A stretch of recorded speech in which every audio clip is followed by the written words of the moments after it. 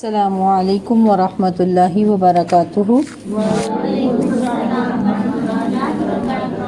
کیا حال چال ہیں آپ سب کے؟ الحمدللہ۔ اعوذ باللہ من الشیطان الرجیم، بسم اللہ الرحمن الرحیم۔ رب اشرح لی صدری ویسر لی امری واحلل عقدۃ من لسانی یفقہوا قولی۔ آیت نمبر 26۔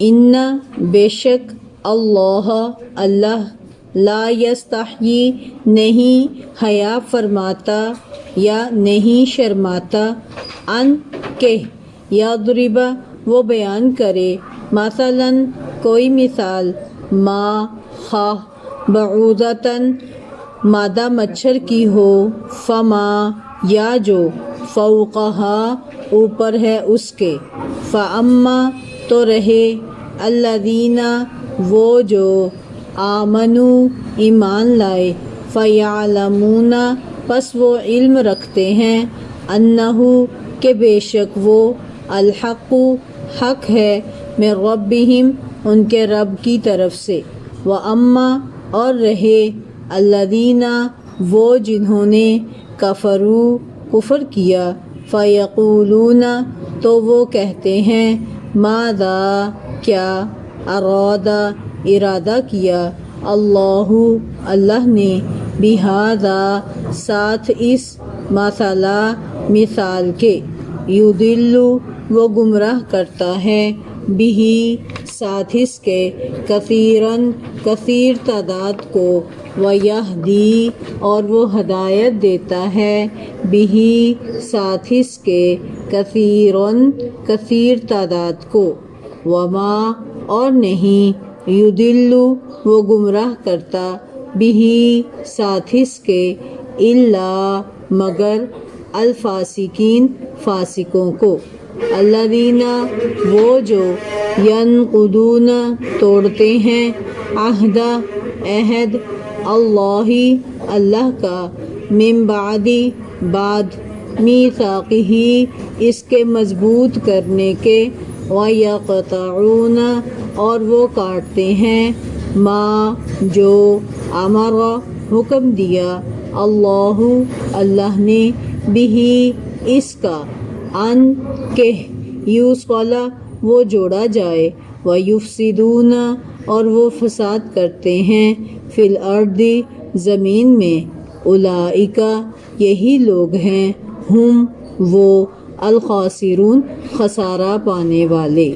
بس الفاظ کو دیکھتے ہیں۔ انا بے شک، اللہ لا یستحیی نہیں حیا فرماتا یا نہیں شرماتا، یستحیی اس میں روٹ ہے یا حیا اردو میں بولا جاتا ہے، ٹھیک ہے۔ حیا حیاتن یا حیا زندگی کو کہتے ہیں، حیات بولتے ہیں نا زندگی کو، اردو میں بھی بولا جاتا ہے۔ اور ویسے بھی حیا کا زندگی کے ساتھ بہت گہرا تعلق ہے۔ نبی صلی اللہ علیہ وآلہ وسلم نے ارشاد فرمایا، حیا اور ایمان دو پرندے ہیں اور اکٹھے رہتے ہیں، جیسے ٹوئنز سمجھ لینا، تو اکٹھے رہتے ہیں، جہاں حیا ہوتا ہے وہیں پر ایمان بھی ہے، اور جہاں ایمان ہے وہاں حیا ہے، اور اگر ایمان ہے نہیں رہتا تو حیا نہیں رہتا، اور اگر حیا نہیں ہے تو ایمان بھی نہیں، ٹھیک ہے۔ تو حیا پہلا جز ہے ایمان کا۔ تو ایمان کی 60 شاخیں ہیں، جن میں سے سب سے اہم شاخ کون سی ہے؟ حیا ہے، ٹھیک ہے۔ تو حیا ایمان میں سے ہے، تو اس لیے یستحیی حیا فرماتا، نہیں شرماتا، ان کہ یضرب وہ بیان کرے، ضربہ کا مطلب ہوتا ہے مارنا، لیکن یہ مختلف الفاظ میں تبدیل ہوتا چلا جاتا ہے، ان یضرب کہ وہ بیان کرے، مثلاً کوئی مثال، ما بعوضۃً خواہ وہ مادہ مچھر کی ہو، ما خواہ بعوضۃً مادہ مچھر کی ہو، بعوضہ میں روٹ کیا ہے؟ با عین ضاد، بعض کس کو کہتے ہیں؟ کچھ، تو مچھر بھی کیا بہت بڑا ہوتا ہے؟ کچھ ہوتا ہے نا چھوٹا سا، کتنا چھوٹا سا ہوتا ہے، ٹھیک ہے۔ تو تا دو زبر لگ گیا، تن، یہ مؤنث کی علامت ہے، ٹھیک، بعوضتن مادہ مچھر، فما یا جو، فوقہا اس سے اوپر ہے، اس سے اوپر مطلب کیا، حقارت میں اس سے کمتر ہے یا اس سے بڑھ کر ہے، جسامت میں اس سے بڑھ کر ہے، دونوں معنی ہو سکتے ہیں۔ فَأَمَّا تو رہے، الَّذِينَ وہ جو، آمنو ایمان لائے، فَيَعْلَمُونَ پس وہ علم رکھتے ہیں، دیکھیں عین لام میم ہے نا بیچ میں، تو وہ علم رکھتے ہیں، انہو کہ بے شک وہ، ہو کی ضمیر کس کی طرف ہے، مثلا کی طرف ہے، کہ بے شک وہ مثال۔ اب ضمائر کو آپ دیکھ لیں کہ اس کا مطلب کدھر ہے، ٹھیک ہے بیٹا، گھٹنے پکڑ کے نہیں بیٹھا کرتے نا مجلس میں، قرآن کی مجلس میں اللہ تعالیٰ نے منع کیا ہے، ادب احترام ہے گھٹنے نیچے کر کے دو زانو ہو کر بیٹھا کریں، ٹھیک ہے، سب سے بیسٹ طریقہ یہی ہے کہ دو زانو ہو کر بیٹھے، خاص طور پر تجوید جب پڑھتے ہیں، جو نماز والی حالت ہے نا تشہد والی، تو اگر یہ بعض کا مسئلہ ہے نہیں ہو سکتا تو پھر وہ آلتی پالتی کر کے بیٹھ جائیں، لیکن گھٹنے کھڑے کر کے بیٹھنا یہ اسلام کی مجلس کے خلاف ہے۔ اگر کسی سے نہ بیٹھا جائے تو وہ چیئر لے کر بیٹھ سکتا ہے، ٹھیک ہے، آپ چینج کر سکتے ہیں اپنی پوزیشن دائیں سے بائیں، پھر آلتی پالتی ہو کر بیٹھ جائیں، دو زانو ہو کر بیٹھ جائیں، لیکن گھٹنے کھڑے کر کے بیٹھنا یہ ادب کے خلاف ہے، ٹھیک ہے۔ جو مجلس ہم پڑھ رہے ہیں، جس مجلس میں ہم پڑھ رہے ہیں، اس مجلس کا ایک ادب اور احترام ہے، گھٹنوں کو پکڑنا یا گھٹنوں کو کھڑا کر کے پڑھنا یہ اللہ تعالیٰ نے پسند نہیں کیا، نبی صلی اللہ علیہ وآلہ وسلم کی تعلیم نہیں ہے، ٹھیک ہے، اس کا خیال رکھیں، کیونکہ ہم نے صرف یہ تھوڑا ہے کہ لفظوں کو ہی رٹنا ہے، بلکہ ہم نے ساتھ میں ادب بھی سیکھنا ہے، ٹھیک ہے نا، کیونکہ با ادب با نصیب، ادب کے ساتھ ہی اللہ تعالیٰ زیادہ نصیب عطا فرماتے ہیں، زیادہ حصے عطا فرما دیتے ہیں۔ چلیں دیکھتے ہیں، اور قرآن سے بڑھ کر کہیں ہے ادب، سب سے زیادہ با ادب تو یہ قرآن ہمیں کرواتا ہے کہ ہمیں با ادب ہونا ہے انشاءاللہ۔ پھر دیکھیں انہو کہ بے شک وہ، ہو جو ہے اس کے اوپر آپ چھوٹا سا لکھ لیں، وہ مثال، کہ بے شک وہ مثال، الحق حق ہے، سچ ہے، من ربہم ان کے رب کی طرف سے، کن کے رب کی طرف سے، ہم کی ضمیر کن کی طرف ہے، آمنو ایمان والوں کی طرف، کہ ایمان والوں کے رب کی طرف سے، ایمان والے جانتے ہیں کہ ان کے رب کی طرف سے وہ مثال سچ ہے، چاہے وہ مچھر کی ہی مثال کیوں نہیں، یا اس سے بھی بالا تر، اس سے بھی اوپر۔ وَأَمَّا اور رہے، الَّذِينَ وہ جنہوں نے کفروا کفر کیا، فَيَقُولُونَ تو وہ کہتے ہیں، ماذا کیا، ارادہ ارادہ کیا، دیکھیں ارادہ ہم اردو میں بولتے ہیں نا، کیا ارادہ ہے بھائی، تو ارادہ کیا اللہ نے بہذا ساتھ اس مثلا مثال کے، کہ اللہ نے اس مثال سے کیا ارادہ کیا، مطلب اللہ کا کیا ارادہ ہے یہ مثال حقیر سی چیز کی مثال بیان کرنے کا۔ یدلو اللہ تعالیٰ کہتے ہیں وہ گمراہ کرتا ہے، یدلو پیچھے گزر گیا نا، ضاد لام لام ضل بھٹک جانا، گمراہ ہو جانا، گمراہ یعنی کہ راہ گم کرنے والا، یدلو وہ گمراہ کرتا ہے، بھی اس کے ساتھ، کس کے ساتھ، ہاں کی ضمیر کس کی طرف جائے گی، مثال کی طرف، اس مثال کے ساتھ، کثیرن کثیر تعداد کو، کثیر ہم اردو میں بھی بولتے ہیں بہت سو کو، بہتوں کو، یہدی اور وہ ہدایت دیتا ہے، بھی اس کے ساتھ، کثیرن بہت سو کو یا کثیر تعداد کو، وما یدلو اور نہیں وہ گمراہ کرتا، بھی اس کے ساتھ، الا الفاسقین مگر فاسقوں کو، فاسقہ فاسین قاف روٹ ہے اس کا، فسق کرنے والے، نافرمان۔ الذین نافرمان کون ہیں، الذین وہ جو، یہ الذی آ جاتا ہے نا پچھلے واقعے کی تفصیل آتی ہے، ٹھیک ہے، الذی گویا کہ فاسق لوگوں کی آگے ڈیفینیشن آ رہی ہے کہ فاسق لوگ کون ہیں، جو ینقضون توڑتے ہیں، نون قاف زاد اس کا روٹ ہے نقض، اور اردو میں بھی ہم بولتے ہیں ہائی لیول کی تھوڑی سی اردو جو ہوتی ہے، نقض عہد، عہد شکنی کرنا، نقض عہد، عہد کو توڑنا، ینقضون ناقض توڑتے ہیں، عہد اللہ کا عہد، من بعد میثاقہ اس کے مضبوط کرنے کے، میثاق مضبوط کرنا ہی اس کے، ہی کی ضمیر کس کی طرف ہے، عہد کی طرف، اس عہد کو پختہ کرنے کے۔ اب میثاق میں روٹ کیا ہے، اب دیکھیں یہ بھی بیچارہ علیل ہے، حروف علت ہے، واو ثا قاف اس کا روٹ ہے، وثاقہ، اور وثوق ہمارے اردو میں بولا جاتا ہے کہ نہیں، بڑے پورے وثوق سے میں یہ کہتا ہوں، وثوق کس کو کہتے ہیں، مضبوط، پکا، یقین، پختہ، اسی لیے نا ایسے ہی ترجمہ اس کا، ٹھیک ہے. میثاق وثوق یعنی کہ اس کے پختہ کرنے کے، اس کے مضبوط کرنے کے. وَيَقْطَعُونَ اور وہ کاٹتے ہیں. قطع کرنا اردو میں بولتے ہیں کہ نہیں، یا ہٹا لینا، واو نون ہٹا لیں تو بیچ میں کیا ہمارے پاس آ گیا روٹ قطع. قطع تال کی، قطع کرنا، کاٹنا.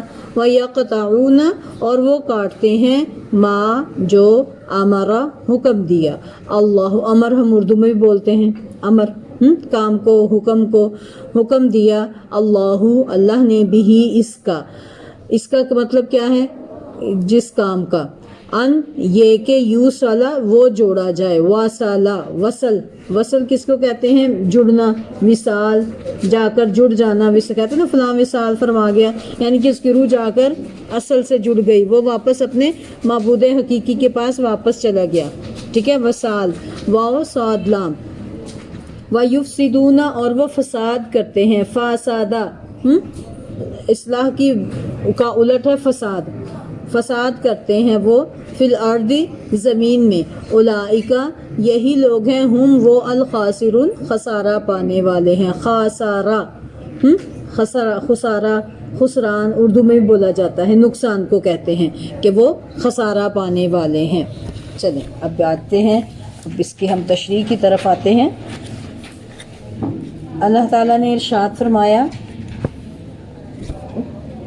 پیچھے سے آپ پڑھ رہے ہیں قرآن پاک میں کہ قرآن کا چیلنج کر دیا گیا، چیلنج بتایا گیا کہ اگر تم اس بارے میں، اس قرآن کے بارے میں، اس کے نازل ہونے کے بارے میں شک ہے تمہیں تو کیا کرو، اس جیسی کوئی ایک صورت لے آؤ اور اپنے گواہوں کو بھی بلا لو. اور اگر ایسا نہیں کر سکو گے اور ہرگز نہیں کر سکو گے، اللہ کو معلوم ہے، تو پھر اللہ تعالیٰ کیا ارشاد فرماتے ہیں، اس آگ سے بچو جس کا ایندھن کیا ہے، لوگ ہیں اور پتھر ہیں. پھر ساتھ ہی خوشخبری دے دی اللہ تعالیٰ نے ایمان والوں کو اور عمل صالح اختیار کرنے والوں کو، ان کے لیے اللہ نے جنتیں تیار کر رکھی ہیں. نہ ماننے والوں کے لیے اللہ نے آگ تیار کر رکھی ہے اور ماننے والوں کے لیے اللہ نے جنت تیار کر رکھی ہے. یہ قرآن پاک کا انداز ہے. اللہ تعالیٰ دونوں مضمون ساتھ ساتھ بیان کرتے ہیں. ٹھیک ہے. اس کو کہتے ہیں ترغیب اور ترہیب، کہ اللہ تعالیٰ شوق بھی دلاتے ہیں اور اللہ تعالیٰ ڈراتے بھی ہیں.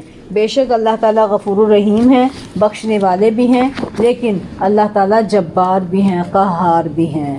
ٹھیک ہے. یہ بھی اللہ کی صفات ہے. تو ایمان ان دونوں کے درمیان میں ہوتا ہے کہ اللہ تعالیٰ سے کیا کرنا ہے، نیک اعمال کرنے ہیں اس کی رحمت کی امید رکھتے ہوئے، اور اللہ تعالیٰ سے ڈرنا بھی ہے، اس کے عذاب سے ڈرتے ہوئے گناہوں سے بچنا بھی ہے. پھر آگے دیکھیں اللہ تعالیٰ نے ارشاد فرمایا ہے، ان اللہ لا یستحیی ان یضرب مثلا ما بعوضۃ فما فوقها.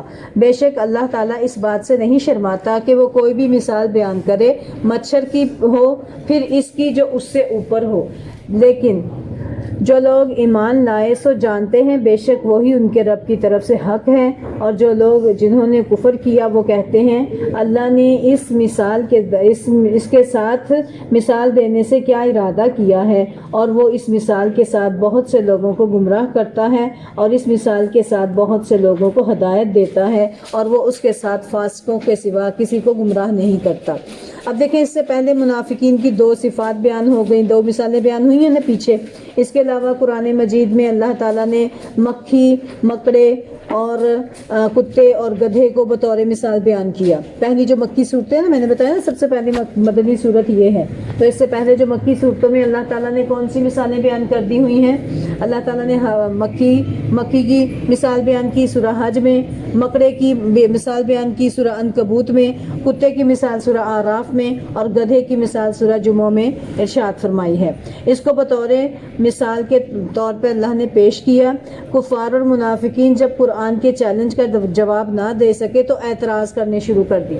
ایسا ہی ہوتا ہے نا، پہلے تو کیا کرتے ہیں، وہ چیلنج کرتے ہیں، اچھا دکھاؤ تو اچھا کرو تو صحیح، نہ کر سکے، اگر پورا نہ اتر سکے تو پھر کیا کرتے ہیں، پھر وہ بیچ میں سے اعتراض نکالنا شروع کر دیتے ہیں، اس میں سے مین میخ نکالنا شروع کر دیتے ہیں، ایسے کیوں تو ویسے کیوں تو یہ کیوں تو وہ کیوں.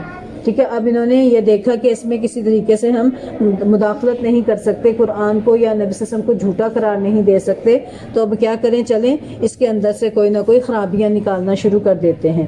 تو پھر اللہ تعالیٰ کو یعنی کہ پھر اس قسم کا اعتراض انہوں نے کیا، قرآن پاک میں سے ایسے ایسی چیزوں کو نکالا کہ اس کی مثال کیوں بیان کی، یہ کیوں نازل کیا، ایسے کیوں کیا، یہ باتیں اللہ تعالیٰ نے یعنی کہ اللہ کے نازل کردہ میں سے یہ لوگ جو ہے وہ اس میں سے اعتراض کرنا شروع کر دیتے ہیں۔ تو اللہ تعالیٰ فرماتے ہیں کہ اللہ تعالیٰ بطور مثال کسی بھی چیز کو پیش کر سکتا ہے، یہ کوئی عیب کی بات نہیں ہے۔ اللہ تعالیٰ اس سے حیا نہیں کرتا کہ وہ مثال مچھر کی ہو یا پھر اس کی جو اس سے بڑھ کر حقیر ہو، مثلا مچھر کا پر یا ایک ذرہ، اس کی بھی مثال بیان کرنا اللہ کے لیے کچھ بھی عیب کی بات نہیں، کوئی مشکل نہیں، کوئی اللہ اس میں عار محسوس نہیں کرتے۔ اور مچھر سے بڑھ کر ہونے سے مراد اس سے بڑی چیزیں مثلا مکھی، مکڑا اور مکڑی وغیرہ بھی ہو سکتی ہیں، تو اللہ تعالیٰ کو ان دونوں مثالوں کو بیان کرنے سے کوئی بھی چیز جو ہے وہ حق بیان کرنے سے نہیں شرماتا۔ حقیقت یہ ہے کہ جس طرح بڑی سے بڑی مخلوق اللہ کی قدرت پر اور غیر اللہ کی بے بسی پر دلالت کرتی ہے، اسی طرح چھوٹی سے چھوٹی مخلوق بھی اللہ کی قدرت کا شاہکار ہے۔ پھر بات سمجھانے کے لیے اگر چھوٹی مخلوق کی مثال زیادہ موزوں ہو تو اس میں حیا کی کیا بات ہے؟ انہ الحق، یعنی کہ وہ سچ ہے، کیا وہ مثال اللہ کی طرف سے سچ ہے۔ تو اللہ تعالیٰ نے اس آیت میں یہی بات بیان فرما دی ہے کہ ان اللہ لا یستحیی ان یضرب مثلا ما بعوضہ، بے شک اللہ تعالیٰ یقیناً اللہ اس بات سے نہیں شرماتا کہ کوئی مثال بھی بیان کرے اگرچہ وہ مچھر کی ہو یا اس سے بڑھ کر بھی حقیر یا عظیم ہو۔ حقیر یا یہ دونوں معنی آپ نے بیان کرنے، حقیر یا عظیم، اس سے بڑھ کر مطلب حقارت میں کم ہونے میں یا اس سے بڑھ کر۔ جب اللہ تعالیٰ نے دلائل قاطع سے قرآن کا معجزہ ہونا ثابت کر دیا تو کفار نے کیا کیا، ایک دوسرے طریقے سے اللہ تعالیٰ کے اس کلام میں معارضہ کرنا شروع کر دیا کہ اگر یہ کلام الہی واقعی ہوتا تو اتنی عظیم ذات کے نازل کردہ کلام میں چھوٹی چھوٹی چیزوں کی مثالیں نہ ہوتی۔ تو اللہ نے اس کے جواب میں یہی بات جو ہے وہ بیان فرما دی۔ پھر دیکھیں اللہ تعالیٰ کیا ارشاد فرماتا ہے کہ اللہ کی بیان کردہ مثالوں سے اہل ایمان کے ایمان میں اضافہ ہوتا ہے اور اہل کفر کے ایمان میں کیا ہوتا ہے، وہ پہلے ہی ایمان نہیں لاتے تو ان کے کفر میں اضافہ ہوتا ہے، اہل ایمان کے ایمان میں اور اہل کفر کے کفر میں اضافہ ہوتا ہے۔ فَأَمَّا الَّذِينَ آمَنُوا فَيَعْلَمُونَ أَنَّهُ الْحَقُّ مِن رَّبِّهِمْ، جو لوگ ایمان لائے وہ جانتے ہیں بے شک وہ ان کے رب کی طرف سے حق ہے۔ ٹھیک ہے، تو دیکھیں اس مثال کے ذریعے سے اللہ نے ایمان کو بڑھا دیا۔ لیکن وَأَمَّا الَّذِينَ كَفَرُوا فَيَقُولُونَ مَاذَا أَرَادَ اللَّهُ بِهَذَا مَثَلًا، جن لوگوں نے کفر کیا وہ کہتے ہیں کہ ایسی مثالیں پیش کرنے سے اللہ کی مراد کیا ہے، اللہ اس سے بہت سے لوگوں کو گمراہ کرتا ہے، يُضِلُّ بِهِ كَثِيرًا وَيَهْدِي بِهِ كَثِيرًا، کہ اللہ تعالیٰ اس مثال سے بہت سو کو گمراہ کرتا ہے اور بہت سو کو ہدایت دیتا ہے۔ یہ سب اللہ کے قانون قدرت اور مشیت کے تحت ہوتا ہے، جیسا کہ اللہ تعالیٰ نے سورہ نساء کی آیت نمبر 115 میں ارشاد فرما دیا کہ نولیہ ما تولی، ہم اس کو اسی طرف پھیر دیتے ہیں جس طرف وہ پھرتا ہے۔ ٹھیک ہے، جس کا جیسا ذہن ہوتا ہے اللہ تعالیٰ اس کے مطابق اس کو پھیر دیتے ہیں۔ حدیث میں بھی نبی صلی اللہ علیہ وآلہ وسلم نے ارشاد فرمایا کل میسر لما خلق لہ، ہر ایک کو اس چیز میں آسانی دی گئی جس کے لیے وہ پیدا کیا گیا۔ سبحان اللہ، سوچیں ذرا آپ سب، میں بھی، آپ بھی، کہ ہمیں کس کام میں آسانی ہے؟ گناہ میں ہمارے لیے آسانی ہے یا نیکی کے کام میں آسانی ہے؟ کس کام میں آسانی ہے؟ الحمدللہ۔ تو کیا ایسے ہی مل جائے گی یہ آسانی؟ کوشش کرنی پڑے گی، فوکس کرنا پڑے گا کہ نہیں؟ اگر فوکس کریں گے تبھی آسانیاں ہوں گی۔ تو اس لیے یہ تعین اپنی زندگی سے آپ نے یہ سبق بھی لینا ہے اور یہ بھی دیکھنا ہے کہ آیا میرے لیے نیک کام میں آسانی ہے یا برے کام میں، پتہ چل جائے گا کہ کون کس کا مقصد کے لیے پیدا کیا گیا۔ ٹھیک ہے، تو اچھا، کتنی یہ حدیث جو ہے انسان کے رونگٹے بھی کھڑی کر دیتی ہے کہ ہر انسان کو، ہر ایک کو اس چیز میں آسانی دی گئی ہے جس کے لیے وہ پیدا کیا گیا۔ فسق، اب دیکھیں اللہ تعالیٰ ارشاد فرماتے ہیں وَمَا يُضِلُّ بِهِ إِلَّا الْفَاسِقِينَ، کہ اس مثال سے صرف اور صرف اللہ تعالیٰ فاسقوں کو گمراہ کرتا ہے۔ اب فاسق کون ہے؟ فسق کس کو کہتے ہیں؟ فسق اطاعت الہی سے خروج کو کہتے ہیں۔ فسق کس کو کہتے ہیں؟ اطاعت الہی سے خروج، اللہ کی بات ماننے سے انکار کر دے کوئی شخص، اس میں سے نکل جائے، اس کو فسق کہتے ہیں، جس کا ارتکاب عارضی طور پر اور وقتی طور پر ایک مومن بھی کر سکتا ہے، لیکن وہ فوراً معافی مانگ لے تو پھر پلٹ آتا ہے۔ لیکن اس آیت میں فسق سے مراد اطاعت سے کلی خروج ہے، یعنی کفر ہے، جیسا کہ اگلی آیت سے واضح ہے۔ اس میں مومن کے مقابلے میں کافروں والی صفات کا تذکرہ ہے۔ ٹھیک ہے، اگلی آیت میں کیا ہے؟ الذین ینقضون، تو فسق کے دو معنی ہو گئے۔ ٹھیک ہے، ایک معنی کون سا ہو گیا؟ مجازی، ایک تو عارضی ہے نا، کہ عارضی طور پر تو مومن سے بھی غلطی ہو جاتی ہے، جب وہ غلطی کرتا ہے تو وہ فسق کا ارتکاب کرتا ہے، اس سے نافرمانی ہو جاتی ہے اللہ کی۔ ٹھیک ہے، اور دوسرا کیا ہے؟ کلی، ایک جزوی ہے نا، ایک کلی ہے۔ تو کلی میں کیا ہے؟ انسان سارے کا سارا دائرہ اسلام سے خارج ہو جاتا ہے، اس سے وہ مراد ہے۔ کیوں؟ کیونکہ اگلی آیت میں اس کی تائید ہوتی ہے۔ فاسق لوگ کون ہیں؟ الذین ینقضون عہد اللہ من بعد میثاقہ، الذین، فاسق لوگ وہ ہیں جو اللہ کا عہد پکا کر لینے کے بعد اسے توڑتے ہیں۔ ینقضون، توڑتے ہیں، عہد اللہ، اللہ کا عہد، من بعد میثاقہ، اس کو پکا کرنے کے بعد۔ کہ فاسق لوگ وہ ہیں جو اللہ کے ساتھ کیے ہوئے عہد کو توڑ دیتے ہیں۔ مفسرین نے عہد کے مختلف مفہوم بیان کیے ہیں۔ مثلا نمبر 1، وہ عہد وہ جو وصیت اس نے اپنے اوامر بجا لانے اور نواہی سے باز رکھنے کے لیے انبیاء کے ذریعے سے مخلوق کو کی۔ اللہ کا عہد کون سا؟ جو انبیاء کے ذریعے سے اللہ تعالیٰ نے مخلوق سے کی ہے، ہم سب سے کی ہے، نبی صلی اللہ علیہ وسلم کے ذریعے ہمیں بھی ملا، ہم ایمان لاتے ہیں لا الہ الا اللہ محمد رسول اللہ، انبیاء کے ذریعے یہ بات ہم تک پہنچی تو ہم اس کو مانتے ہیں۔ اس عہد کو توڑ دینا، ایک تو یہ عہد ہے مراد۔ دوسرا، وہ عہد جو اہل کتاب سے تورات میں لیا گیا کہ نبی آخر الزمان صلی اللہ علیہ وآلہ وسلم کے آ جانے کے بعد تمہارے لیے ان کی تصدیق کرنا اور ان کی نبوت پر ایمان لانا ضروری ہوگا۔ ٹھیک ہے، یہ اللہ تعالیٰ نے اہل کتاب سے لیا تھا۔ پھر نمبر 3، وہ عہد جو تمام مخلوق سے لیا، وہ کون سا عہد ہے؟ عہد الست۔ ٹھیک ہے، عہد الست پڑھ لیے، الست بربکم، اللہ نے تمام ارواح آدم سے، آدم علیہ السلام کے پشت سے تمام ارواح کو نکالا، تمام روحوں کو نکالا اور ان سے عہد لیا تھا کہ کیا میں تمہارا رب نہیں؟ ہم سب یہ وعدہ دے کر آئے ہیں، اللہ تعالیٰ سے عہد کر کے آئے ہیں، کیوں نہیں ہے رب؟ تو ہی ہمارا رب۔ اب یاد نہیں ہے نا؟ تو کیوں یاد نہ ہو؟ بچپن کی ساری باتیں آپ کو یاد ہیں؟ نہیں یاد نا، ماں باپ یاد کرواتے ہیں نا۔ اسی طرح اللہ نے جو عہد عالم ارواح میں جو عہد لیا وہ انبیاء کے ذریعے اس کی تجدید ہوتی رہی، پھر انبیاء کے بعد سلسلہ ختم ہو گیا، تو اب یہ سلسلہ کن کے پاس ہے؟ یہ علماء دین کے پاس ہے، وہ اس عہد کی تجدید کرتے ہیں اور کرواتے رہتے ہیں۔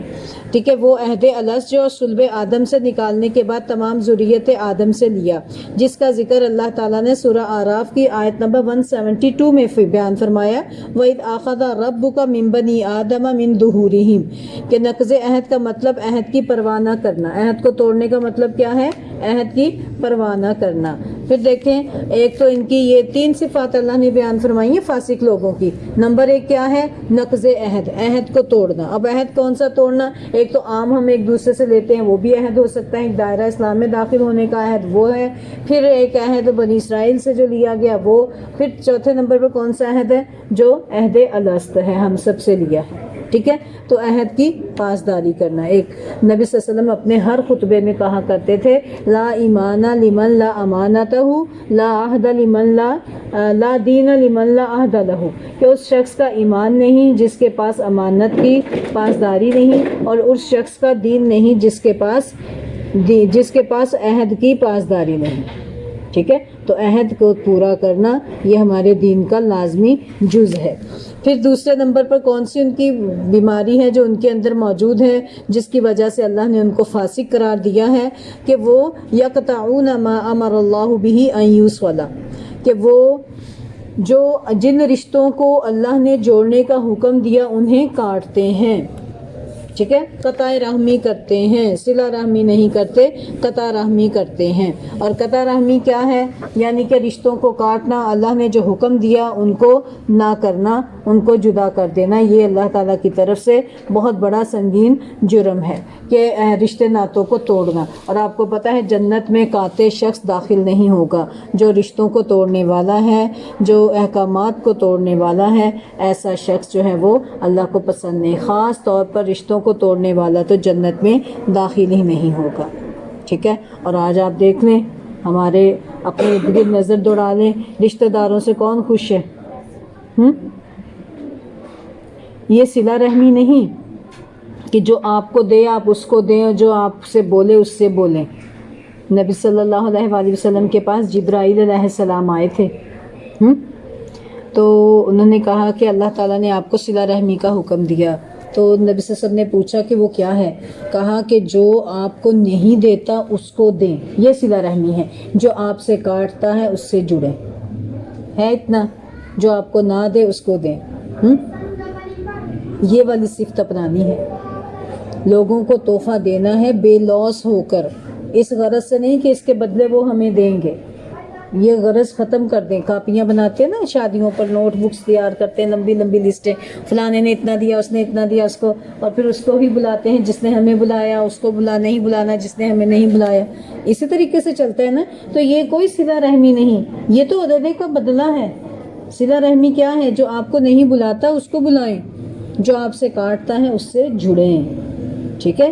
اس کا حکم دیا ہے اللہ تعالیٰ نے. تو دلوں کی ناراضگیاں, دیکھیں صحابہ کرام میں بھی ناراضگیاں ہو جاتی تھی, لیکن انہوں نے کبھی بھی دل میں جو ہے نا یہ کینہ, کدورت اور بغض نہیں پال کے رکھا تھا.